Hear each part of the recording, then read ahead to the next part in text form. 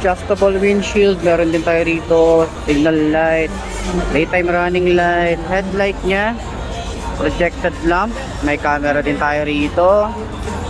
At meron din tayong inverted forks, kulay gold, single disc brake, dual pad caliper, naka-mugs na rin tayo rito.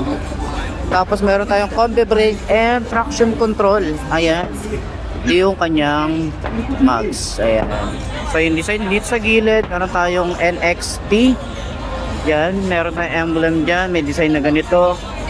May ano tayo rito, extension ng paa. Okay, so kung mahilig ka sa mga ATV style, pwede ang isang to.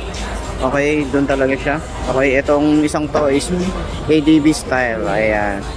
So ano natin dito, ano to, fuel, ano ba to, kala ko ano siya,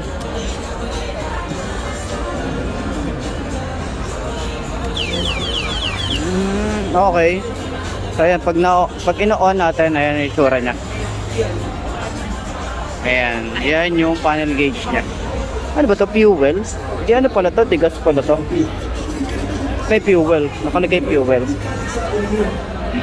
Ano lang siya rito, kala ko fuel, may nakalagay seat eh. Ayan, tingnan natin. Ito yung battery nya. Ito yung battery nya pala. Okay. Foot pegs, meron din tayong foot pegs. Handlebar, naka-naked handlebar. Ang ganda nung ano nyo, ang ganda nung kanyang dito, side mirror. Ayan, side mirror nya, natitiklop siya. Ayan, napaka-sporty looking. Okay, patay na natin. Handlebar nya, may mga switches, signal light, hazard switch. Okay, ito speed, reverse, meron din siyang reverse. Isusi at remote. Upuan, kapal ng upuan. Storm X yung pangalan nito. Foot pegs para sa angkas. Tapos ito naman yung kanyang likod. Ayan, ito naman yung likod nya. So naka disc brake din.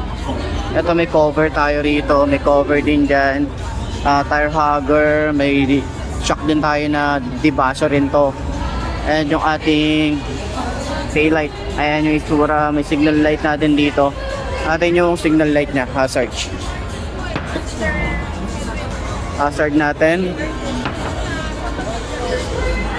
Ayan yung hazard. Ay, hazard tuloy yan, yung kanyang signal light. Plate light na rin tayo rito.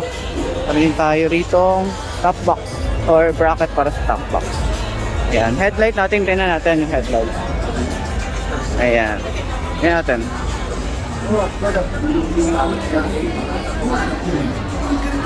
Ayan, okay. So tingnan natin yung headlight kung ano yung tsura nya.